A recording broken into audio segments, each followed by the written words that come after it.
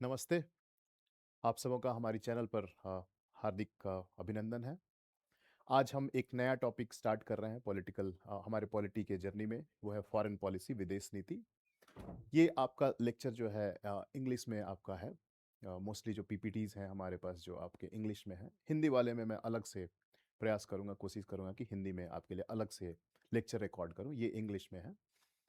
तो आज हम लोग फॉरेन पॉलिसी स्टार्ट कर रहे हैं, जिसमें हम लोग फंडामेंटल बेसिक जो फॉरेन पॉलिसी की बातें हैं उसको हम लोग आज समझेंगे। इसको आप बहुत ध्यान से बारीकी से समझिएगा और इसको समझने के बाद ही आप जो बेसिक हमारे दो कंट्रीज़ के रिलेशन को अ, या फिर आप रीजनल जो फोरम्स हैं जैसे आसियान है, क्वाड है, इसको आप बेहतर ढंग से आप समझेंगे। उसके लिए ज़रूरी है कि आप ये फाउंडेशनल वीडियो को बहुत अच्छे से देखें। इसमें एक-एक टर्म के मीनिंग को समझें कि फॉरेन पॉलिसी क्या होता है, इंटरनेशनल रिलेशन क्या होता है, डिप्लोमेसी क्या होता है, उसका क्या रोल है हमारी फॉरेन पॉलिसी में, हमारे इंडिया के फॉरेन पॉलिसी के डिटरमिनेंट्स क्या-क्या हैं, हमारे इंडियन फॉरेन पॉलिसी के सबसे बड़े ऑब्स्टेकल्स या चैलेंजेस क्या-क्या हैं, आने वाले समय में क्या चैलेंजेस हम फेस कर रहे हैं, इन सब के बारे में आज हम बात करेंगे। तो हाँ, आज की क्लास को स्टार्ट करते हैं। देखिए, फॉरेन पॉलिसी में जो सबसे महत्वपूर्ण मुद्दा होता है, सबसे जो इम्पोर्टेंट जो बात होती है कि नेशनल इंटरेस्ट को प्रमोट करना। नेशनल इंटरेस्ट को प्रमोट करना। Basic aim of foreign policy is to maximise maximise और preserve your national interest. National interest बहुत ही इंपॉर्टेंट है। नेशनल इंटरेस्ट क्या है ये हम लोग आगे देखेंगे। इंटरनेशनल रिलेशन क्या कहते हैं? Relationship between sovereign nation states is called international relation. दो देशों के बीच में जो संबंध है, रिलेशन है, उसको हम लोग इंटरनेशनल रिलेशन कहते हैं। और एम क्या है? To preserve national interest. What constitutes national interest, ये हम लोग नेक्स्ट स्लाइड में देखेंगे। What constitutes national interest. तो ये तीन बातें जो मैंने मेनली लिखे हैं कि नेशनल इंटरेस्ट में सबसे इंपॉर्टेंट बात क्या है कि आपकी नेशनल सिक्योरिटी, टेरिटोरियल इंटेग्रिटी। जब आपका कंट्री सिक्योर है तभी आप देश की बात करेंगे, तभी आप विदेश नीति की बात करेंगे। तो सबसे महत्वपूर्ण है आपका national security, sovereignty, territorial integrity. आपके देश में रहने वाले जो ह्यूमन बींग्स हैं उनकी लाइफ्स एंड उनकी प्रॉपर्टीज, इनके प्रिजर्वेशन, इनका प्रोटेक्शन, सबसे कोर नेशनल इंटरेस्ट में आपके आएगा। इसमें आप protection against terrorist attack, cyber attacks, इसकी भी बात कर सकते हैं। न्यू सिक्योरिटी थ्रेट्स इमर्ज हो रहे हैं, जैसे टेररिस्ट अटैक है या साइबर अटैक है, इन सब से आपको प्रोटेक्ट करना। पाकिस्तान या चाइना के साथ बॉर्डर इश्यूज हैं तो हम अपने बॉर्डर्स को सिक्योर करना, बॉर्डर्स को इंश्योर करना कि हमारी national integrity, unity and integrity, जो हम लोग प्रियम्बल में जो बात करते हैं कि unity and integrity of the nation, वो इंश्योर हो। सोवरेनिटी, यानी सोवरेनिटी का मतलब होता है कि you are all powerful to take decision within your nation, to make any law within your country. ये आप सोवरेन हो, फ्री फ्रॉम एक्सटर्नल कोएर्सन और प्रेशर। पूरी तरह से आप आज़ाद हो, फ्री हो अपने देश में कोई भी डिसीजन फैसला लेने के लिए। तो नेशनल सिक्योरिटी बहुत ही कोर नेशनल इंटरेस्ट किसी भी कंट्री का होगा। सेकंड, आप जिस कंट्री में हैं उसके नेशन का डेवलपमेंट, उसके उसका सारे पहलू, उसके सारे डेवलपमेंट के जो आयाम जो आप कह सकते हैं, डायमेंशंस जो आप कह सकते हैं, वो है economic dimension, political dimension, social dimension. Social development आपका हो, पॉलिटिकल डेवलपमेंट हो, इकोनॉमिक डेवलपमेंट हो, यानी realisation of political, economic and social potential of a country. Main this is the main responsibility of state. Economic development का मतलब होता है कि टू इंक्रीज फॉरेन ट्रेड, और अगर फॉरेन ट्रेड बढ़ेगा तो आपके इनकम बढ़ेंगे। Promoting international trading regimes like WTO को सपोर्ट करना। डब्ल्यूटीओ के माध्यम से आप या तो इंटरनेशनल ट्रेड करेंगे या रीजनल इकोनॉमिक फोरम्स बनाएंगे, जैसे आसियान है। फॉरेन स्टेट्स में नए मार्केट को डेवलप करना, फॉरेन पॉलिसी को यूज करके फॉरेन एड अपने यहाँ लाना या फॉरेन डायरेक्ट इन्वेस्टमेंट अपने देश में लाना, एक्सपोर्ट प्रमोशन करना। ये diplomacy of economic development. National development का मतलब है कि अगर आप फॉरेन पॉलिसी में देखें तो डिप्लोमेसी ऑफ इकोनॉमिक डेवलपमेंट, उसके लिए विदेश नीति को अपनाना, इस नेशनल डेवलपमेंट को प्रमोट करने के लिए। दोनों ही तरह से आप नेशनल डेवलपमेंट कर सकते हैं, डोमेस्टिक पॉलिसी भी और फॉरेन पॉलिसी भी। तो फॉरेन पॉलिसी को आपको अलाइन करना है with your core national interests. Third जो पैरामीटर है नेशनल इंटरेस्ट में, उसको हम लोग कहते हैं वर्ल्ड ऑर्डर। वर्ल्ड ऑर्डर कैसा है, उसमें आपका से है या नहीं है, उसमें आपका से रहना ही चाहिए। India as a country must have a say in democratisation of जो इंटरनेशनल ऑर्गन्स हैं, यूनाइटेड नेशंस, डब्ल्यूटीओ, आईएमएफ, इसके डेमोक्रेटाइजेशन का वर्ल्ड ऑर्डर कैसे जा रहा है, किधर जा रहा है। क्योंकि आज के डेट में ग्लोबल कॉमन्स की बात हम करते हैं, इन्वायरमेंटल इश्यूज हैं, ये आपके किसी एक कंट्री से सॉल्यूशन इसका नहीं होने वाला है। मल्टीपल सारे कंट्रीज को एक साथ मिलके काम करना पड़ेगा। अनइवन इकोनॉमिक डेवलपमेंट जो हो रहा है, नॉर्थ साउथ का जो डिवाइड है, एनर्जी क्राइसिस है, न्यूक्लियर, केमिकल, बायोलॉजिकल वेपन्स, इससे जो थ्रेट हैं, इन सबको टैकल करने के लिए कोई एक नेशन अपने आप में सफिशिएंट नहीं है। So there is a need for global convergence. सारे लोग एक साथ आएँ और एफर्ट लगाएं, और उसमें इंडिया का रोल हो। उस वर्ल्ड ऑर्डर में इंडिया जो है डिसीजन मेकिंग में इनपुट दे, सपोर्ट करे। या फिर जो हमारा आर्टिकल 51 कहता है कि पीसफुल सेटलमेंट ऑफ डिस्प्यूट्स, तो ग्लोबल सिस्टम ऐसा हो कि जिसमें हम लोग पीस, शांति के साथ शांति के साथ जो है डिस्प्यूट्स का को रिसॉल्व करें, ये हमारी कोशिश होनी चाहिए। तो वर्ल्ड ऑर्डर में जब हम बात करें तो वर्ल्ड में हमारे देश के लिए अगर आप ध्यान दें, हमारे कंट्री के लिए,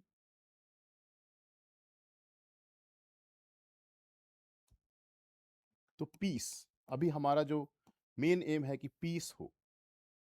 हमेशा हमारे प्रधानमंत्री कहते हैं कि this is not the era of war, this is the era of peace. Why? World order में अगर हम कोशिश करेंगे कि पीस हो, शांति हो, अगर शांति होगी तो हमारा देश के डेवलपमेंट के चांसेस, इकोनॉमिक ग्रोथ के चांसेस बहुत हाई होंगे। वार से क्या होता है, सारे सप्लाई चेन अफेक्ट हो जाते हैं, उससे प्रभावित हो जाते हैं। और जब वो प्रभावित होते हैं तो देश की इकोनॉमी, इंडिया की इकोनॉमी सफ़र होती है। तो हम चाहते हैं कि वर्ल्ड ऑर्डर ऐसा हो कि पीस इंश्योर किया जाए, पॉलिटिकल स्टेबिलिटी हो, रूल बेस्ड सिस्टम हो, नॉर्म हो, ग्लोबल नॉर्म हो, डब्ल्यूटीओ के सेट जो नॉर्म है उसको सभी लोग पालन करें, यूनाइटेड नेशंस के जो सारे नॉर्म्स हैं उसका सब फॉलो करें, सब लोग ह्यूमन राइट्स का रिस्पेक्ट करें। वार किसी के टेरिटोरियल इंटेग्रिटी के साथ, सोवरेंटी के साथ आप इंटरफेरेंस नहीं करें, सबके सोवरेंटी का आप रिस्पेक्ट करें, सबके टेरिटोरियल बॉर्डर्स का आप रिस्पेक्ट करें। तो वर्ल्ड ऑर्डर में इंडिया का क्या रोल होना चाहिए? Rising India must have a say, powerful India must have a say in shaping the global order. World order में इंडिया का से होना ही चाहिए। तो इंडिया का क्या इंटरेस्ट है कि rule based order supporting UN, demanding decision making power United nation, IMF, WTO, democratisation of all this organs, democratic world order हो, जस्ट वर्ल्ड ऑर्डर हो। तो इंडिया के लिए इंश्योर करना, एनर्जी क्राइसिस, फाइनेंशियल क्राइसिस, इन सब से टैकल करने के लिए ग्लोबल इंस्टीट्यूशंस होने चाहिए, ग्लोबल नॉर्म सेटिंग होनी चाहिए। उस नॉर्म सेटिंग में India should have a role. तो हमारा नेशनल इंटरेस्ट है कि वर्ल्ड में पीस हो, वर्ल्ड में प्रोस्पेरिटी हो, ग्लोबल ट्रेड हो। तो ये नेशनल इंटरेस्ट है जिसको हम प्रोटेक्ट करने की बात करते हैं फॉरेन पॉलिसी में। इन सारे नेशनल इंटरेस्ट को हम प्रमोट करने की बात करते हैं। अब आप देखिए कि कैसे हम ये नेशनल इंटरेस्ट को प्रमोट करते हैं। तो इसके दो तरीके हैं, डोमेस्टिक तरीके और डोमेस्टिक मीन्स भी हैं और फॉरेन पॉलिसी भी हैं। डोमेस्टिक मीन्स आप कॉन्स्टिट्यूशन बनाइए, डेमोक्रेटिक सेटअप कीजिए, रूल बेस्ड गवर्नमेंट हो, लॉ एंड ऑर्डर हो, rule of rule of law हो, आप मैन्युफैक्चरिंग कीजिए, investment in health, education, manufacturing, सब कुछ आप अपने जगह पे कीजिए जिससे आपका नेशनल ग्रोथ हो, नेशनल इंटरेस्ट सर्व हो, लोगों का वेलफेयर हो, लोगों का कल्याण हो, पीपल का वेल ऑफ हो, लिविंग स्टैंडर्ड उनका बेटर हो। अब आप डोमेस्टिक पॉलिसी से, जैसे defence, diplomacy and communication, trade, ये सब टूल्स हैं जिससे आप, फॉरेन पॉलिसी के टूल्स हैं जिससे आप नेशनल इंटरेस्ट को प्रमोट कर सकते हैं। डिफेंस को आपको मजबूत बनाना पड़ेगा। Diplomacy and effective communication is very essential in foreign policy. Trade, आज के डेट में trade has become very vital. Trade इतना इंपॉर्टेंट हो गया है कि टैरिफ वॉर जैसी चीज़ें हो रही हैं, कि इकोनॉमिक सैंक्शंस की बात होती है, कि वॉर से ज़्यादा इंपॉर्टेंट है इकोनॉमिक डैमेज को लोग लेके काफ़ी चिंतित रहते हैं कि इफ़ अगर इकोनॉमिक में डैमेज होगा, इकोनॉमी में आपके इकोनॉमी आपका डिस्टर्ब होगा, तो कोई भी कंट्री नहीं चाहता है कि किसी कंट्री का national development, national economic development रुक जाए। तो ट्रेड जो है बहुत इंपॉर्टेंट फैक्टर हो गया है कि ट्रेड ग्लोबलाइजेशन के दौर के बाद जो ग्लोबलाइजेशन का जो दौर स्टार्ट हुआ, इंडिया ने ग्लोबलाइजेशन को अपनाया 1991 में एलपीजी के बाद। तो पूरे फ्री मार्केट इकोनॉमी, पूरे वर्ल्ड को हम मार्केट की तरह कंसीडर कर रहे हैं। टैरिफ बैरियर्स को हटाने की बात हुई, टैरिफ बैरियर्स को हटाने के बाद डब्ल्यूटीओ नॉर्म सेटिंग करता है कि टैरिफ नहीं होने चाहिए, ग्लोबल ट्रेड फ्री होना चाहिए, और आज फिर से रिवर्स ट्रेंड देखने को मिल रहा है, डी ग्लोबलाइजेशन, जहाँ पे टैरिफ की वॉल खड़े किए जा रहे हैं, टैरिफ के दीवार खड़ी की जा रही है, टैरिफ के बैरियर को क्रॉस करना है, यानी फ्री एंट्री जो था गुड्स एंड सर्विसेज का अक्रॉस द वर्ल्ड, उसके ऊपर बैरियर्स लगाए जा रहे हैं टैरिफ के। तो ट्रेड से आप अपने नेशनल इंटरेस्ट को प्रमोट करेंगे, ट्रेड बहुत इंपॉर्टेंट है, अपने एक्सपोर्ट को आप प्रमोट करें, एक्सपोर्ट से आपको फॉरेन अर्निंग होगी, आपके पास काफ़ी ज़्यादा फॉरेन रिजर्व होगा जिसका यूज़ करके आप ऑयल खरीदें, अपने लिए ज़रूरत की चीज़ें खरीदें, अपने देश का डेवलपमेंट करें। तो बहुत ही कोर ये सब फॉरेन पॉलिसी को नेशनल इंटरेस्ट के साथ अलाइन करना बहुत इंपॉर्टेंट है, और ये सब टूल है जिससे आप कर सकते हैं। डिप्लोमेसी हमने टर्म यूज किया, डिप्लोमेसी क्या है? The science of conducting the foreign relation of state with a view to promote its national interest. Again हम नेशनल इंटरेस्ट की बात कर रहे हैं।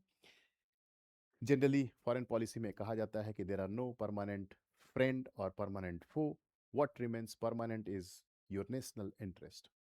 इसका बेहतरीन उदाहरण अभी अगर आप देखेंगे कि रिसेंटली इंडिया पाकिस्तान के बीच युद्ध जैसा माहौल हुआ था, ऑपरेशन सिंदूर। इंडिया पाकिस्तान एक दूसरे को देखना नहीं चाहते हैं, क्रिकेट के मैदान हो या कहीं भी हो, तो हर जगह वो रिफ्लेक्ट हो रहा था, और सब जान रहे थे कि चाइना ने सपोर्ट किया है, चाइना के सपोर्ट से पाकिस्तान, चाइना का उसमें कोवर्ट रूप से सपोर्ट था।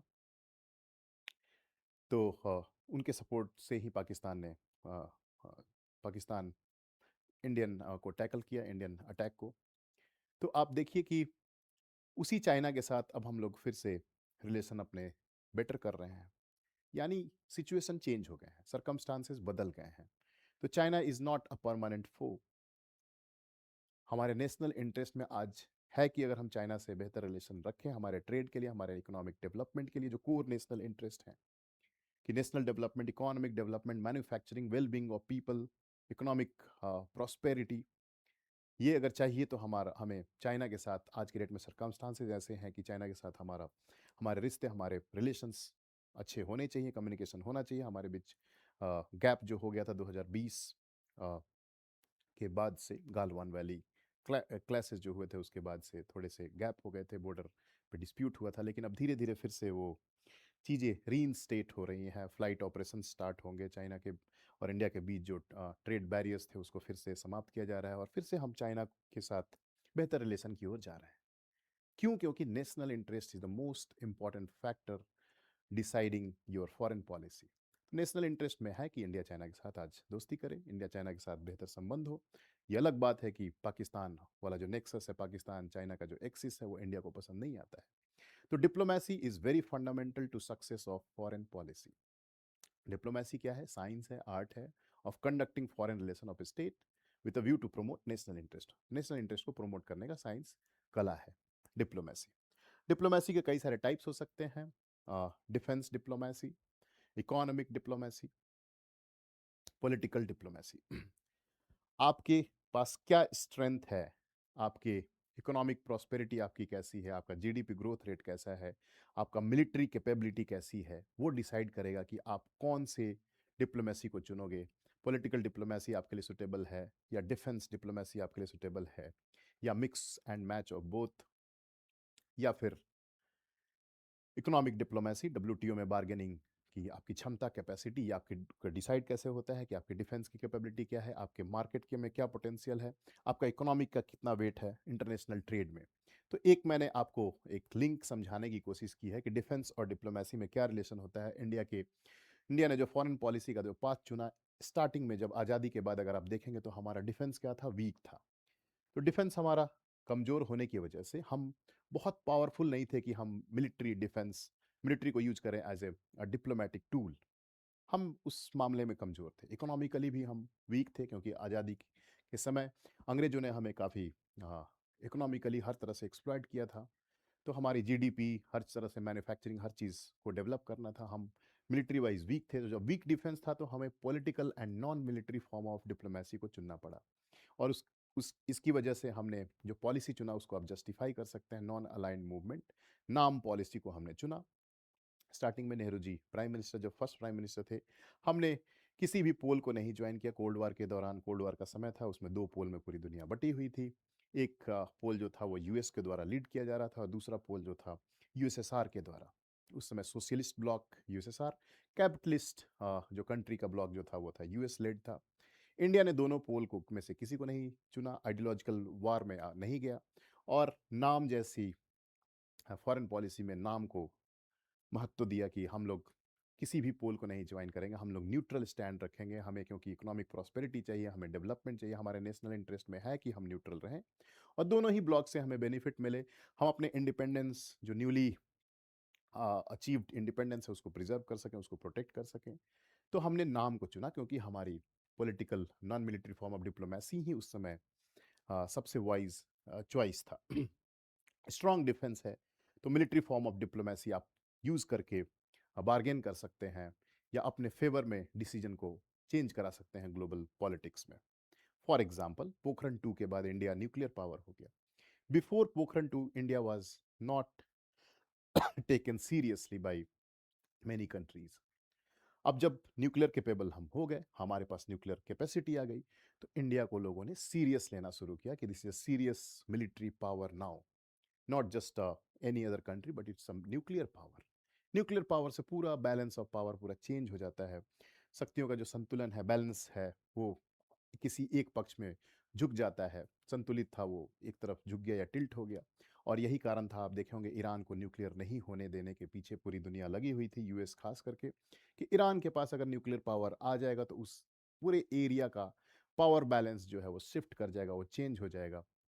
और ये बैलेंस ऑफ पावर को डिस्टर्ब नहीं करने देना चाहते थे, इसलिए ईरान को न्यूक्लियर नहीं होने दिया गया। तो मिलिट्री फॉर्म ऑफ डिप्लोमेसी तब आप करते हैं जब आपके पास मिलिट्रीली कैपेबल हो। अब इकोनॉमिक डिप्लोमेसी भी आप कर सकते हैं, जैसे डब्ल्यूटीओ के नेगोशिएशंस हैं, आईएमएफ से बार्गेनिंग करने में। अगर आप एक पावरफुल इकोनॉमिक, आपकी इकोनॉमी बहुत पावरफुल है, आपके पास बहुत बड़ा मार्केट है, आपके मैन्युफैक्चरिंग काफ़ी बड़ी है, लार्ज स्केल पे है, इकोनॉमिकली प्रॉस्पेरस हैं, तो आपके पास बार्गेनिंग की कैपेसिटी भी ज़्यादा है। डब्ल्यूटीओ के नेगोशिएशंस में आपका वेट होगा, आप अपनी बात को मनवा सकते हैं। इकोनॉमिक डिप्लोमेसी में आप या तो फॉरेन डायरेक्ट इन्वेस्टमेंट है, अपने यहाँ इन्वेस्टमेंट को आप लेके आइए। ग्लोबल नॉर्म सेटिंग ट्रेड में आप एक आपकी तरफ लोग देखेंगे, आपकी तरफ मार्केट की तरफ आकर्षित होंगे, बड़े प्लेयर हैं तो वैसे ही डिफेंस में, इकोनॉमी में, पॉलिटिकली आप पॉलिटिकली ग्लोबल पॉलिटिकल पावर में कहाँ आप हैं, आपको कहाँ आका जाता है। जैसे यूनाइटेड नेशन सिक्योरिटी काउंसिल में पॉलिटिकल पावर जो है, डिसीजन मेकिंग पावर जो है, यूनाइटेड नेशन सिक्योरिटी काउंसिल के 5 मेंबर्स जो के पास वीटो पावर्स हैं, पॉलिटिकल पावर्स हैं उनके पास। तो अगर आपके पास पॉलिटिकल पावर है तो पॉलिटिकल डिप्लोमेसी भी आप यूज कर सकते हैं। Political diplomacy, bargaining, decision making, इनमें आपका हेल्प करता है। कल्चरल डिप्लोमेसी, हार्ड डिप्लोमेसी में आपका मिलिट्री पावर आ जाता है और सॉफ्ट डिप्लोमेसी आपके sports, Olympics, culture, yoga, exchange of students, scholar, scientist, artist, United Nations, ये जो यूनेस्को का जो कॉन्सेप्ट है। Soft power, cultural diplomacy. और इंडिया एक कल्चरल कंट्री होने के नाते इंडिया के पास रिच कल्चरल हेरिटेज है in terms of historical legacy, in terms of yoga, in terms of music, in terms of arts, painting, हर तरह से। नेबरहुड के साथ connectivity, ancient civilisation, silk route, बहुत सारी चीज़ें हैं जो इंडिया को अपने नेबरहुड से या दुनिया से कनेक्ट करती हैं, इसके पास्ट एंशियंट हिस्ट्री। तो इंडिया को जरूर इसको लेवरेज करना चाहिए, इसको यूटिलाइज करना चाहिए अपने फॉरेन पॉलिसी के स्ट्रेटजी में। कल्चरल डिप्लोमेसी जरूर एक बहुत इंपॉर्टेंट रोल प्ले करना चाहिए, क्योंकि उससे पीपल टू पीपल अगर कनेक्ट होता है, डायरेक्ट गवर्नमेंट टू गवर्नमेंट नहीं लेकिन पीपल टू पीपल कनेक्ट अगर बेहतर होगा, लोग आर्टिस्ट आएंगे जाएंगे, स्टूडेंट एक्सचेंज प्रोग्राम होगा, साइंटिस्ट एक दूसरे से मिलेंगे, free flow of information, goods exchange, ये सब अगर होगा तो आपस में एक दूसरे कंट्री के प्रति कॉन्फिडेंस, जो कम्युनिकेशन के गैप की वजह से जो डाउट होते हैं वो सब खत्म होने के चांसेस बहुत हाई रहते हैं। कम्युनिकेशन बहुत इंपॉर्टेंट है across people, people to people अगर टाई होगा तो फेथ ट्रस्ट ज़्यादा होगा। फिर गवर्नमेंट टू गवर्नमेंट एंगेजमेंट जो हो सकता है वो ज़्यादा, डिप्लोमेटिक एंगेजमेंट जो आप कह सकते हैं वो ज़्यादा, टीयर 1 डिप्लोमेसी जिसको कहते हैं वो बेहतर होगा अगर आपका पीपल टू पीपल कनेक्ट ज़्यादा बेटर है। पीपल का सपोर्ट आपको मिलेगा कि इस देश से आपका बेहतर रिलेशन होना चाहिए। तो सॉफ्ट पावर या कल्चरल डिप्लोमेसी। अब हम लोग देखते हैं कि इंडिया के फॉरेन पॉलिसी के बेसिक डिटर्मिनेंट्स क्या-क्या हैं? डिटर्मिनेंट्स मतलब ये सब एसेंशियल चीज़ें हैं जो इंडिया इग्नोर नहीं कर सकता है। इंडिया उसको अपने स्ट्रेटजी में ज़रूर और ज़रूर उसको ध्यान में रखेगा कि इंडियाज़ फॉरेन पॉलिसी के डिटर्मिनेंट्स क्या-क्या हैं। डिटर्मिनेंट्स तो सबसे इम्पोर्टेंट जो फैक्टर है वो है आपका ज्योग्राफी। ज्योग्राफी यानी आप ज्योग्राफिकली कहाँ लोकेटेड हो, जो जियोपॉलिटिक्स जो टर्म यूज़ किया जाता है आपके ज्योग्राफिकल लोकेशन की वजह से। So India is strategically located in Indian ocean. Indian ocean में स्ट्रेटजिक लोकेटेड है क्योंकि यहाँ से कई सारे ट्रेडिंग रूट पास होते हैं, यहाँ से एनर्जी की सप्लाई होती है। तो ये स्ट्रेटजिक लोकेशन होने की वजह से इंडिया को इंडियन ओशन के को ध्यान में रखते हुए अपनी फॉरेन पॉलिसी बनानी पड़ेगी। इंडिया का साइज़, इंडिया का पॉपुलेशन, इंडिया का स्टेट बाउंड्रीज़ किससे बाउंड्री शेयर करते हैं। हिमालय है, पहले नेचुरल सिक्योरिटी प्रोवाइड करता था और इंडिया और चाइना के बीच में अगर आप देखेंगे कैसे ज्योग्राफी फॉरेन पॉलिसी में पूरी तरह से बदलाव कर सकता है, ज्योग्राफिकल चेंज जो है। इंडिया और चाइना के बीच में तिब्बत एक बफर जोन जैसा था। तिब्बत के ऊपर कब्जा कर लेना चाइना का, इंडिया को चाइना का नेबर बना दिया, बॉर्डर आपस में मिल गए और सबसे स्ट्रेटजिक एडवांटेज जो ज्योग्राफी का है वो चाइना को मिल गया। क्यों? क्योंकि तिब्बत जो है एक हाई ऑल्टीट्यूड पे प्लेटो है और वहाँ पे उसको एक्सेस मिल गया जिसके ऊपर कनेक्टिविटी बना के उसका फोर्स का मूवमेंट, आर्म्स, आर्टिलरी का मूवमेंट बहुत आसान हो गया। और इंडिया के लिए डिसएडवांटेज ये है कि हिली स्लोप है, उस हिली स्लोप पे ऊपर जाना, मिलिट्री को पहुंचाना, आर्म्स एंड आर्टिलरी को बहुत फास्ट क्विक मूवमेंट करके वहाँ पे पहुंचा देना, सर्वेलेंस बहुत डिफिकल्ट है। तो उनके पास एक स्ट्रेटजिक एडवांटेज उस हिमालयन के टोपोग्राफी की वजह से, नेचुरल जो सिक्योरिटी जो प्रोवाइड करता था हिमालय, वो हमारे लिए अब इनसिक्योरिटी हो गई। क्यों? क्योंकि तिब्बत उनके पास चला गया जो हायर ऑल्टीट्यूड प्लेटो पे है, प्लेन एरिया है, उधर बहुत आसानी से आप ट्रूप का मूवमेंट कर सकते हैं। तो ये जियो स्ट्रेटजिक डिसएडवांटेज हो गया तिब्बत तिब्बत का चाइना में मिलना। अब इंडिया का इंडियन ओशन में स्ट्रेटजिक लोकेशन होने की वजह से ये बहुत बड़ा कारण था कि ब्रिटिश ने इंडिया को कॉलोनाइज किया। बहुत इंपॉर्टेंट लोकेटेड है इंडिया, पूरे जो सी रूट है उसमें, और इंडियन ओशन में बहुत बड़ा पोर्शन इंडिया कवर करता है। तो इंडियन ओशन में इंडिया आज के डेट में नेट सिक्योरिटी प्रोवाइडर का काम करता है क्योंकि इसकी नेवी बहुत स्ट्रांग है। नेवी को स्ट्रांग करना इंडिया के लिए मजबूरी है क्योंकि हम चारों तरफ से ओशन से घिरे हुए हैं। हमारे एनर्जी सिक्योरिटी के लिए हमारा एनर्जी का जो कॉरिडोर है, ट्रांसपोर्ट जो होता है, शिपमेंट होता है, इंडियन ओशन से होता है। तो नेवी को हमें स्ट्रांग बनाना हमारी मजबूरी है फॉरेन पॉलिसी में। आप डिफेंस को मजबूत करेंगे तो उसमें नेवी भी बहुत इंपॉर्टेंट रोल प्ले करेगा। इसके अलावा जो ज्योग्राफी का जो एक सबसे महत्वपूर्ण एग्जाम्पल है आपका चिकन नेक, जो सिलीगुड़ी कॉरिडोर है जो इंडिया को नॉर्थ ईस्ट से कनेक्ट करता है। ओनली 24 किलोमीटर का स्ट्रेच है जो इंडिया को नॉर्थ ईस्ट से वो वाला पोर्शन कनेक्ट करता है। तो वो पोर्शन अगर ज्योग्राफिकली आइसोलेट कर दिया जाए तो इंडिया को नॉर्थ ईस्ट से अलग किया जा सकता है। तभी जो बहुत इंपॉर्टेंट जो चुम्बी वैली जो भूटान में है, चुम्बी वैली भूटान में है, और डोकलाम क्राइसिस जब हुआ था वहाँ पे चाइनीज़ भूटान के साथ डिस्प्यूट है, चाइना वहाँ पे अपनी आर्मी को स्टेशन करेंगे, तो इंडिया के लिए कितना डेंजरस हो जाएगा क्योंकि वो बॉम्बिंग डिस्टेंस पे है आपका चिकन नेक। वहाँ से चाइना चाहे तो इंडिया को नॉर्थ ईस्ट से कट कर दे मेनलैंड को। तो हमारे लिए ज्योग्राफिकल जो लोकेशन है कितना स्ट्रेटजिकली इम्पॉर्टेंट है, उसके सेफगार्ड करना, उसको बचाना और भूटान के साथ इम्पॉर्टेंट रिलेशन रखना, फ्रेंडली रिलेशन रखना, ये हमारी मजबूरी है कि हम वहाँ चाइना को वहाँ से अलग रख सकें, चाइनीज़ फोर्सेस की नज़र से उसको दूर रख सकें, चाइनीज़ वहाँ पे पहुँचे नहीं, उनके फिजिकली वहाँ से डिस्टेंस रहें। तो भूटान के साथ हमारी मजबूरी है कि बेहतर रिलेशन हो। हमारे विदेश नीति का भूटान जो है सब बहुत इंपॉर्टेंट कड़ी हो जाएगा ज्योग्राफी लोकेशन की वजह से। सेकेंड जो डिटर्मिनेंट है आपका इकोनॉमिक डेवलपमेंट। आपके पास कितने नेचुरल रिसोर्सेज हैं, आपके पास कैपिटल है, टेक्नोलॉजी है, आपके पास माइंस एंड मिनरल्स हमारे यहाँ बहुत नहीं है। जैसे एनर्जी से रिलेटेड अगर आप देखें तो क्रूड ऑयल हमारे पास नहीं है। हमें एक मजबूरी है कि हमें गल्फ कंट्रीज के साथ बेहतर रिलेशन रखें ताकि हम हमारे इकोनॉमिक नीड्स, नेचुरल रिसोर्सेज की जो कमी है वो फुलफिल हो सके। तो इकोनॉमिक डेवलपमेंट भी एक बहुत इंपॉर्टेंट डिटर्मिनेंट है फॉरेन पॉलिसी के लिए कि आप किससे रिलेशन रखेंगे जिससे आपका ग्रोथ हो, जीडीपी बढ़े, इनकम बढ़े, प्रॉस्पेरिटी बढ़े। पॉलिटिकल ट्रेडिशन, कॉन्स्टिट्यूशन में आर्टिकल 51 कहता है कि peaceful negotiation of disputes, peaceful settlement of disputes. Nehruvian ideology जो है पंचशील जिससे प्रभावित होकर पंचशील अग्रीमेंट किया गया था इंडिया चाइना के बीच में। डेमोक्रेटिक ट्रेडिशन हमारा, डेमोक्रेटिक ट्रेडिशन यानी हम जनतंत्र के साथ ज़्यादा, जनतांत्रिक देशों के साथ, डेमोक्रेटिक कंट्रीज़ के साथ हम ज़्यादा सहज महसूस करेंगे, ज़्यादा बेहतर महसूस करेंगे रिलेशन बनाने में। तो इंडिया यूएस को कहा जाता है नेचुरल अलाई, क्वाड में यही कहा जाता है। क्वाड जो संस्था है, इंडिया, यूएस, ऑस्ट्रेलिया और जापान, चारों डेमोक्रेटिक नेशन हैं। तो ये कहा जाता है कि this is natural alliance of democracies. वो अलग बात है कि that posture is different, but democracy में आप कंफर्टेबल कंफर्टेबल होते हैं कि डेमोक्रेटिक ट्रेडिशन है, कल्चर है, तो वो पॉलिटिकल ट्रेडिशन की वजह से डेमोक्रेसी के साथ आपके रिलेशन बेटर हो सकते हैं, इसके चांसेस बहुत हाई हैं। तो वो पॉलिटिकल ट्रेडिशन भी डिसाइड करते करेगा कि आपके क्या फॉरेन पॉलिसी होंगे। डोमेस्टिक इश्यूज हैं हमारे यहाँ, रिलीजियस इश्यूज हैं, Kashmir Khalistan movement, India Canada का रिलेशन रिसेंट में जो समस्या आई थी because of Khalistan movement, Tamil sentiments, India Sri Lanka को प्रभावित करता है। रिलीजियस इश्यूज है, इंडिया इजराइल पैलेस्टीन रिलेशन को प्रभावित करता है।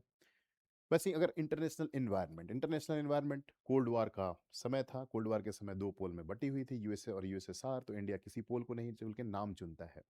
कोल्ड वार का एंड होता है, वो बैगेज समाप्त हो जाता है, एंड ऑफ दिस, कि आप किसके पक्ष में हो, यूएस के पक्ष में हो, यूएसएसआर के पक्ष में, दुनिया आपको दूसरी निगाह से देख रही है, तो इस बैगेज से आदमी उठ जाता है, निकल जाता है।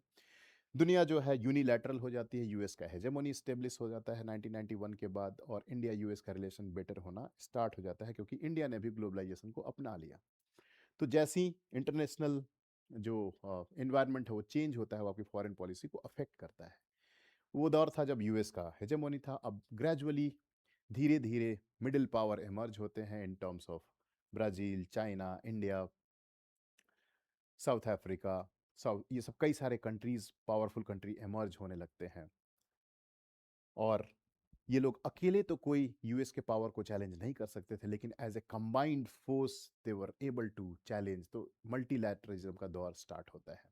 ब्रिक्स एक बहुत इंपॉर्टेंट एग्जाम्पल है, जहां ब्राजील, रशिया, इंडिया, चाइना ने स्टार्ट किया कि अकेले तो यूएस का मुकाबला नहीं कर सकते, लेकिन चारों अगर एक साथ आ जाए तो यूएस का मुकाबला कर सकते हैं, यूएस के हेजेमनी को चैलेंज कर सकते हैं, यूएस के मोनोपोली को आप चैलेंज कर सकते हैं। तो कई सारे मल्टीलैटरल फोरम्स बने, आसियान है, आपका ब्रिक्स है, एससीओ है, क्वाड है, ये सारे आजकल मल्टीलैटरलिज्म का कॉन्सेप्ट जो इमर्ज होता है, तो रीजनल ब्लॉक्स, रीजनल ग्रुपिंग्स, तो ये सब मल्टीलैटरलिज्म दुनिया में हो रहा है, तो इंडिया भी उसमें इंपॉर्टेंट रोल प्ले करता है। यूक्रेन वार की बात देखें, जैसे यूक्रेन वार होता है, सप्लाई चेन डिस्टर्ब हो जाते हैं, एक ट्रेड अफेक्ट हो जाता है, इंडिया को बैलेंस करना बहुत मजबूरी हो जाती है, इकोनॉमिक सैंक्शन लग जाते हैं। इंडिया रशिया के साथ ऑयल खरीदेगा नहीं खरीदेगा, उसको लेके देखिए टैरिफ इश्यूज कैसे हो रहे हैं। यूएस ने इंडिया के ऊपर सैंक्शन लगाए हैं क्योंकि इंडिया यूक्रेन वार में सैंक्शन लगाया गया रशिया पे, और रशिया से ऑयल अभी भी परचेज कर रहा है, क्रूड ऑयल, उसकी वजह से सैंक्शन लगा दिया गया। तो इंटरनेशनल इन्वायरमेंट आपके फॉरेन पॉलिसी को प्रभावित करता है। मिलिट्री स्ट्रेंथ अगर आपका है, न्यूक्लियर पावर है, आर्म्स डील, को production, NPT, non proliferation treaty, और comprehensive ban on nuclear Arsenal's जो था, ये दो तरह के जो ट्रीटी हैं ग्लोबल, ये सब नॉर्म है कि डी न्यूक्लियराइज किया जाए, डी न्यूक्लियर पावर से फ्री किया जाए इस वर्ल्ड को। एनपीटी में था कि थी कोशिश की, जो 5 न्यूक्लियर पावर्स हैं जो यूएन सिक्योरिटी काउंसिल के मेंबर्स हैं, उन्हीं के पास सिर्फ न्यूक्लियर पावर रहेगा, बाकी कोई कंट्री न्यूक्लियर पावर नहीं रख सकती। तो इंडिया कहता है कि this is against our sovereignty, we are free to decide whether we want to go nuclear और no not. This is our sovereign decision. We will not accept this NPT because it is discriminatory in nature. It favors those 5 countries and disfavors against. It is not favorable to us to sign NPT. CTBT में बात होती है comprehensive रूप से आप डिन्यूक्लियराइज करेंगे, सारे देश अपने स्टॉक पाइल को डिक्रीज करेंगे, तो सब 10 करेंगे तो हम भी करेंगे, हम भी उसके लिए तैयार थे, लेकिन ये सक्सेसफुल नहीं हुआ। तो मिलिट्री स्ट्रेंथ है आपके, मिलिट्री स्ट्रेंथ डिसाइड करता है कि आपका क्या होगा। अगर आपके पास मिलिट्री आपकी पावरफुल है तो लोग आपको सीरियसली लेंगे, और मिलिट्री एक कंपोनेंट होगा आपकी फॉरेन पॉलिसी में। मिलिट्री को आप साइड लाइन नहीं कर सकते, अगर साइड लाइन करेंगे तो बहुत मुश्किल होगा।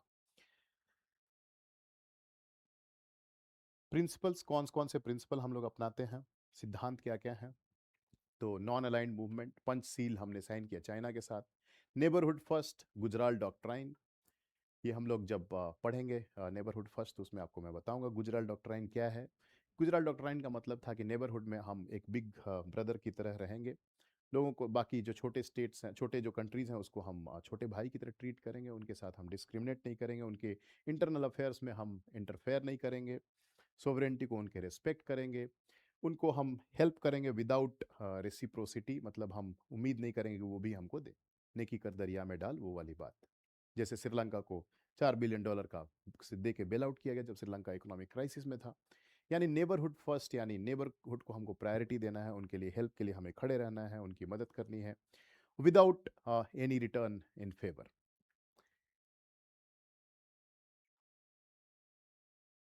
उस फेवर को रिटर्न करें या नहीं करें, उससे कोई मतलब नहीं। आर्टिकल 51 ऑफ द कॉन्स्टिट्यूशन, जो एक गाइडिंग प्रिंसिपल है हमारे लिए फॉरेन पॉलिसी को बनाने के लिए। डेमोक्रेटाइजेशन ऑफ ग्लोबल इंस्टीट्यूशंस, ये हमारा प्रिंसिपल है। इस गोल को हम अचीव करना चाहते हैं। यूनाइटेड नेशंस में हमारा से हम भी उसमें मेंबर बने, यूनाइटेड परमानेंट मेंबर बने। वर्ल्ड बैंक में हम डिसीजन मेकिंग अथॉरिटी में हो। आईएमएफ में भी हमारे शेयर बढ़ें। स्ट्रेटजिक ऑटोनॉमी या न्यूट्रलिटी, आप कह सकते हैं कि हम अपने डिसीजन लेने में ऑटोनोमस हैं, ऑटोनोमस डिसीजन लेंगे, किसी के प्रेशर में हम नहीं लेंगे। जैसे रशिया के ऊपर सैंक्शन लगा और यूएस ने बैन कर दिया, फिर भी इंडिया ने कहा कि this is our strategic autonomy as a sovereign nation, we are free to decide whether we want to buy crude oil from Russia और नॉट।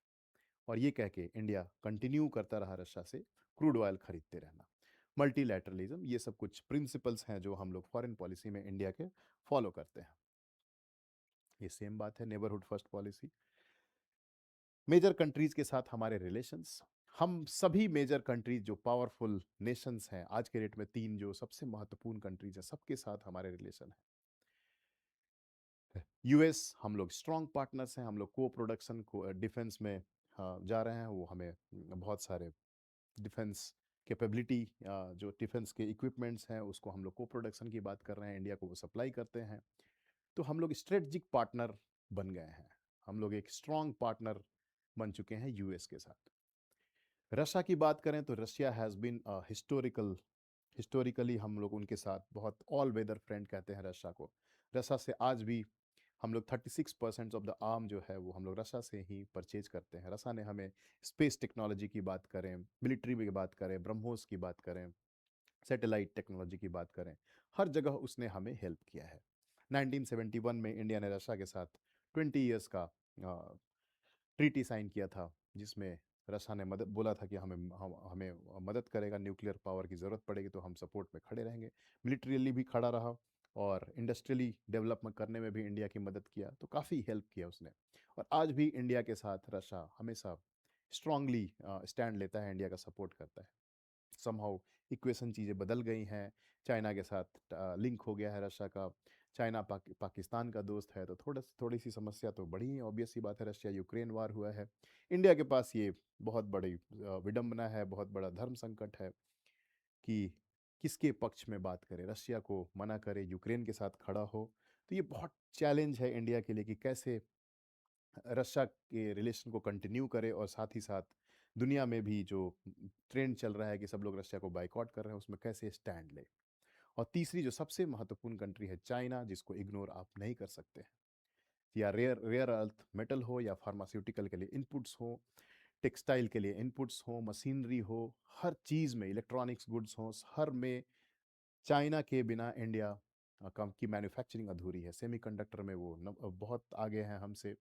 हार्डवेयर में भी बहुत आगे हैं हमसे। हमारे चाहे फ़ोन हो या लैपटॉप हो, किसी भी इंडस्ट्री को आप उठा के देख लीजिए, वहाँ हमें इनपुट चाइना से ही आता है। तो चाइना को आप इकोनॉमिकली अलग रख के नहीं देख सकते, उससे आप डीकपल होके आप काम नहीं कर सकते हो। चाइना को साथ लेके चलना ही पड़ेगा, चाइना से हमें रिलेशन रखने ही पड़ेंगे।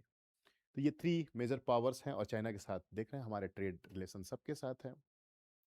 अमेरिका के साथ भी है, चाइना के साथ भी हमारे ट्रेड रिलेशंस है, और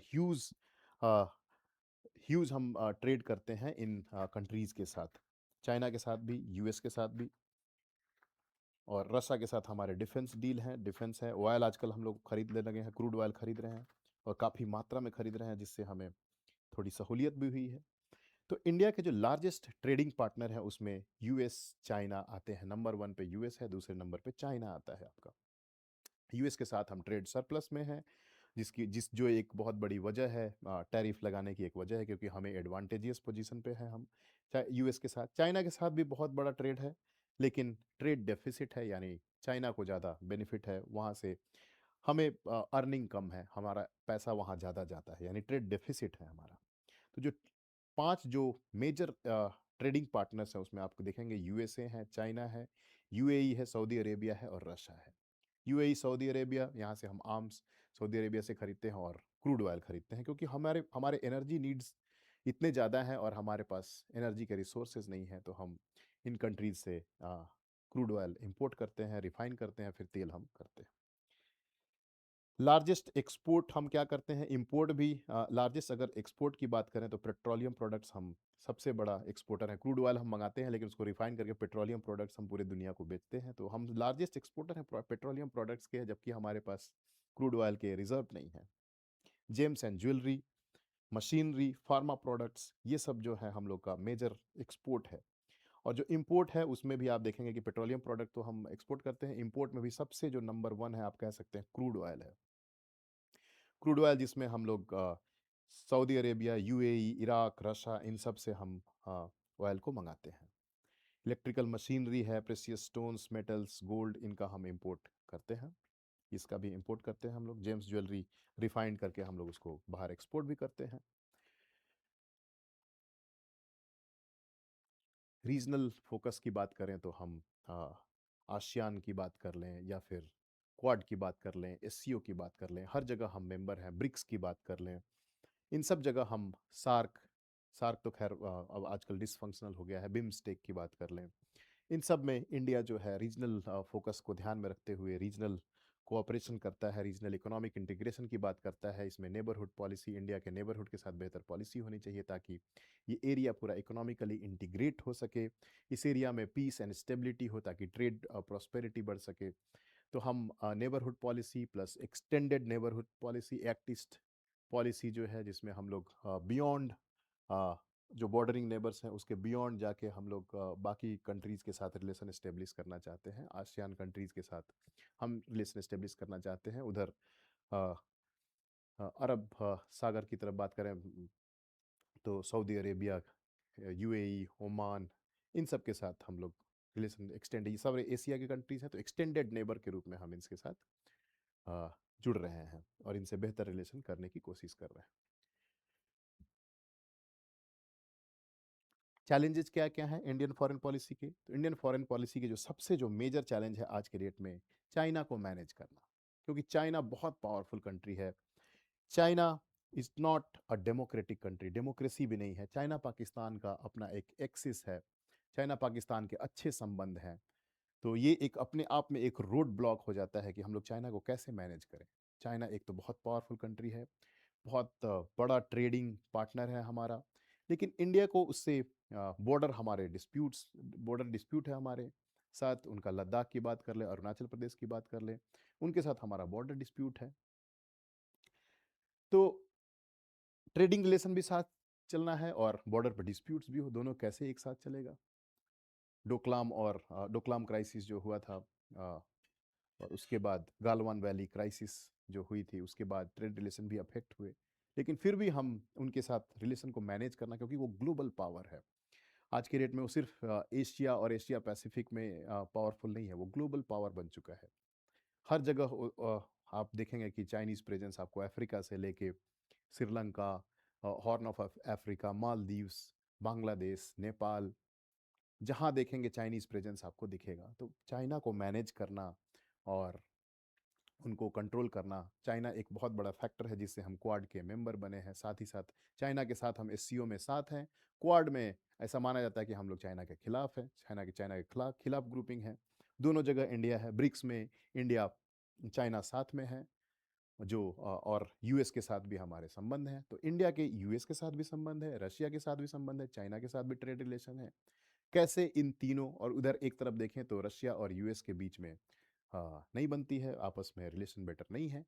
तो इंडिया का सबसे बड़ा जो चैलेंज है, चाइना को कैसे मैनेज करें, यूएस रसिया को कैसे बैलेंस करें, चाइना पाकिस्तान एक्सिस को कैसे आप नेक्सस को कैसे टैकल करें, एनर्जी नीड्स जो है उसको हम कैसे करें, रेगुलेट करें या फिर नियंत्रण में रखें, जो securing sea lines of communication है ताकि ट्रेड हो, सिक्योरिटी, एनर्जी नीड्स आपके फुलफिल होते रहें, बहुत इंपॉर्टेंट है। आपके नेशनल जो इंटरेस्ट जो बात हम कर रहे हैं, इकोनॉमिक डेवलपमेंट, नेशनल डेवलपमेंट के लिए ये सारे बहुत ज़रूरी हैं।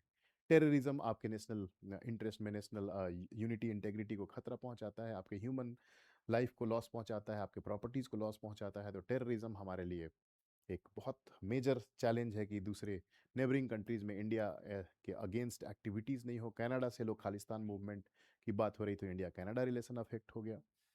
तो टेररिज्म एक बहुत मेजर जो आप चैलेंज कर सकते हैं इंडिया के लिए है।